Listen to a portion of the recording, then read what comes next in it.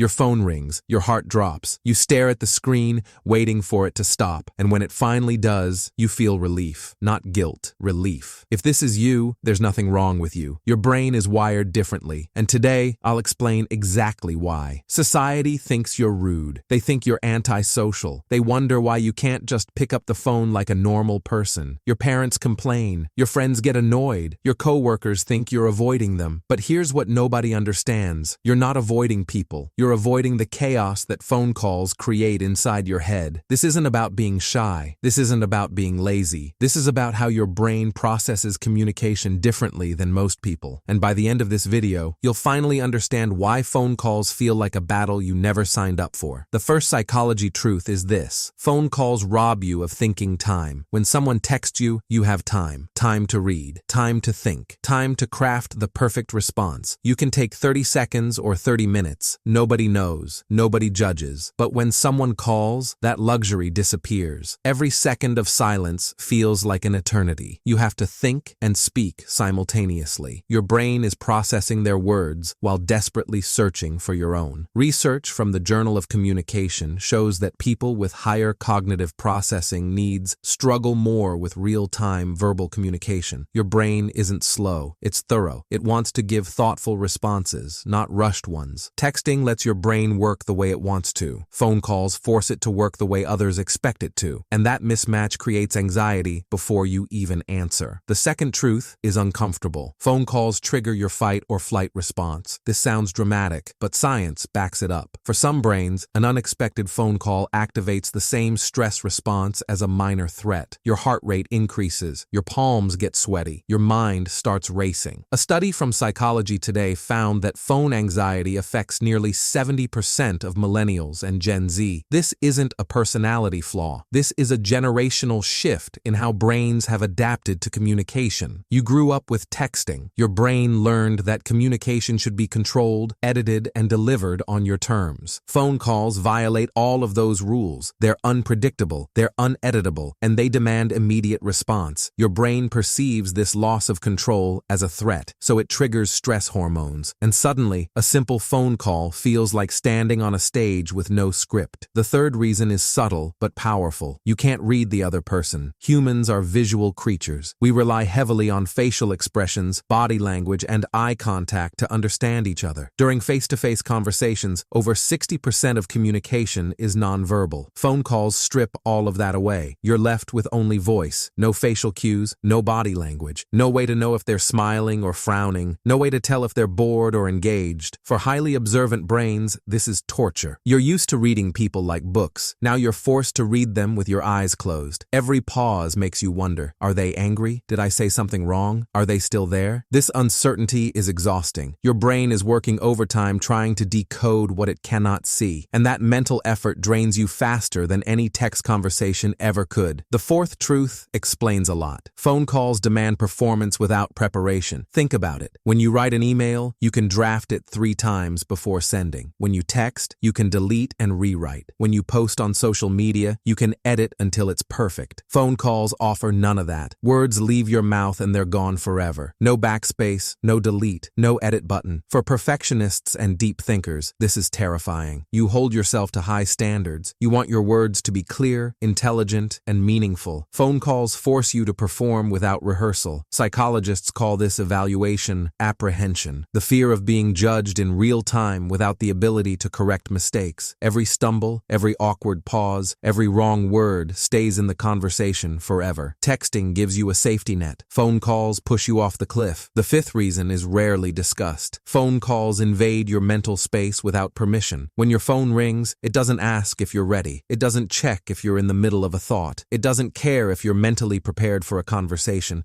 It just demands your attention right now. For people with rich internal worlds, this invasion is jarring. You might be deep in thought. You might be working on something important. You might be recharging in silence, and suddenly, a ringtone shatters everything. This is why you feel that instant dread. It's not the person calling. It's the intrusion. Someone is forcing their way into your mental space without warning, and your brain resists that forced entry. Texts wait patiently until you're ready. Phone calls kick down the door. The sixth truth is about energy. Phone calls drain you in ways texts never could. For introverted and highly sensitive sensitive brains, social interaction costs energy. Every conversation requires mental fuel, and phone calls burn through that fuel at an accelerated rate. Why? Because phone calls demand constant engagement. You can't zone out for 2 seconds. You can't pause to collect your thoughts. You have to be present, responsive, and engaged every single moment. A study from the University of Helsinki found that phone conversations are more cognitively demanding than face-to-face conversations. Without visual cues, your brain works harder to maintain understanding. Without natural pauses, your brain gets no micro breaks. After a 30-minute phone call, you feel like you've run a mental marathon. After 30 minutes of texting, you feel fine. Same information exchanged, completely different energy cost. The seventh and final truth is the deepest. Hating phone calls might mean you're a deeper communicator. This sounds counterintuitive, but hear me out. People who hate phone calls often value meaningful communication more than others. They don't want surface-level small talk. They want real conversation, real connection, real depth. Phone calls are terrible for depth. They're rushed. They're filled with filler words. They rarely go beyond the surface. How are you? Fine. What's new? Nothing much. The same script repeated endlessly. But give a phone hater a keyboard and watch what happens. They'll write paragraphs. They'll share thoughts they'd never speak aloud. They'll communicate with precision, emotion, and depth